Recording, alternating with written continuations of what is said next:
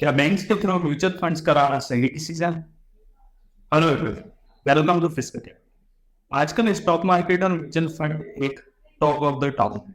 हर कोई इनकी बात कर रहा है और यही देखकर फाइनेंशियल इंडस्ट्रीज में भी कई सारे बैंक्स और म्यूचुअल फंड कंपनीज अपने टारगेट्स बढ़ा रहे हैं ताकि वो ज्यादा से ज्यादा म्यूचुअल फंड्स करा सके। इसीलिए आप कई बार अगर बैंक्स में जा रहे होंगे तो आप देख रहे होंगे कि आपकी जो बैंक्स है वो आपको इंकरेज कर रही है म्यूचुअल फंड में इन्वेस्टमेंट के लिए, SIPs के लिए। All right, put the money in the bag. Put it in. लेकिन क्या बैंक्स के अंदर म्यूचुअल फंड कराना सही डिसीजन है? तो यहाँ हमको सबसे पहले म्यूचुअल फंड इंडस्ट्री को समझना पड़ेगा।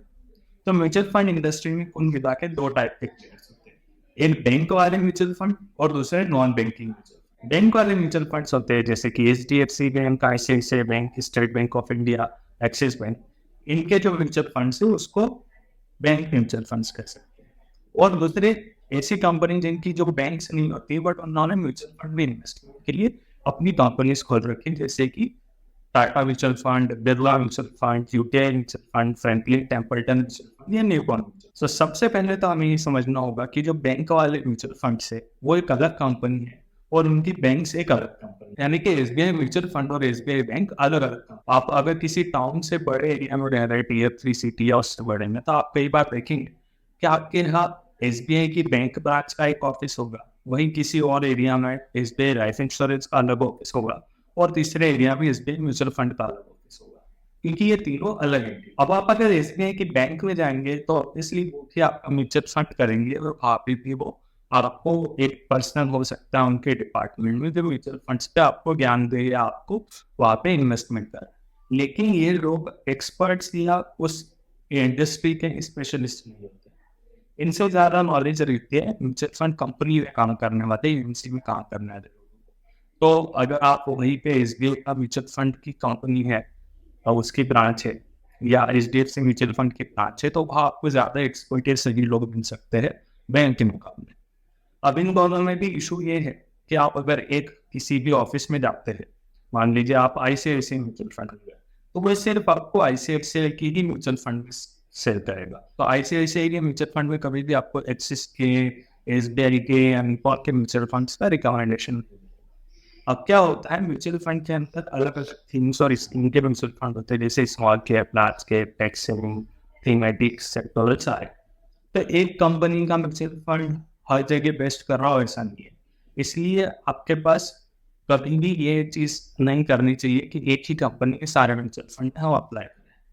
तो ये ऑप्शन हमें ऑफिस में ना मिलता है म्यूचुअल फंड कंपनी के, ना हमें बैंक ब्रांच में मिलता है। इसी में थर्ड एंटिटी आती है म्यूचुअल फंड डिस्ट्रीब्यूटर, जैसे कि हम है फिस्कल कैपिटल। तो म्यूचुअल फंड डिस्ट्रीब्यूटर जो होते हैं उनका किसी एक म्यूचुअल फंड कंपनी से टाई अप नहीं होता, बल्कि सबसे होता है, ज्यादातर से होता है, इसलिए वो आपको बेस्ट ऑप्शन दे सकते हैं अलग अलग स्कीम और कैटेगरी। लेकिन यहाँ भी एक नेगेटिव मोटिवेशन होता है, जैसे कि बैंक है उनको टारगेट मिलता है न्यू फंड ऑफर में ज्यादा पैसा लगाने का, क्योंकि वहां पे उनको न्यू फंड ऑफर बेसिकली लेना है म्यूचुअल फंड, तो उधर भी ज्यादा पैसे लगाए जाते हैं बैंक के अंदर, या फिर वो अपने प्रोडक्ट्स को ज्यादा से ज्यादा सेल कराते हैं। उसी के कंपेरिजन में जो डिस्ट्रीब्यूटर है उनका भी कमीशन फिक्स होता है और एनएफओ में जनरली कमीशन ज्यादा होता है। तो ऐसी सिचुएशन में आपका ये इन्वेस्टमेंट जो है वो अगर नेगेटिव मोटिवेशन आपके पास है ज्यादा ब्रोकरेज कमाने का, तो हो सकता है एनएफओ ज्यादा करे या जहाँ पे ज्यादा कमीशन मिलता है उस जगह आपका इन्वेस्टमेंट कराए। तो ये आपको देखना है कि आप कितना ट्रस्ट कर सकते हैं अपने डिस्ट्रीब्यूटर। सो ओवरऑल ये सारे प्रोस एंड कॉन्स थे, इसमें हमको ये समझना होता है इन्वेस्टमेंट के लिए कि सबसे पहले तो अगर आपके पास कोई AMC नहीं है, कोई डिस्ट्रीब्यूटर नहीं, तो बैंक में जाके आपको इन्वेस्टमेंट करना है वो एक ठीक ऑप्शन है। लेकिन अगर आपके पास कोई म्यूचुअल फंड कंपनी का ही ऑफिस है आपकी सिटी में, तो वहाँ पे जाना ज्यादा बेटर होगा बैंक के बजाय। इन दोनों से भी बेटर ये रहेगा अगर आप किसी सही डिस्ट्रीब्यूटर से मिले हो जिस पर आप ट्रस्ट कर सकते हो कि उसे फाइनेंशियल मार्केट का अच्छा नॉलेज है और वो आपका पैसा बढ़ाने की कोशिश करेगा, अपना फायदा नहीं देखेगा बल्कि ये देखेगा कि किस तरह वो आपको ज्यादा बेनिफिट करा के कमा सकता है। तो अगर आपको ऐसे इंटरेस्टेड लोग मिलते हैं म्यूचुअल फंड डिस्ट्रीब्यूटर से इन्वेस्टमेंट कराना बेस्ट ऑप्शन। ऐसे ही और वीडियो के लिए हमारे चैनल को सब्सक्राइब कराना बोले। Thank you very much.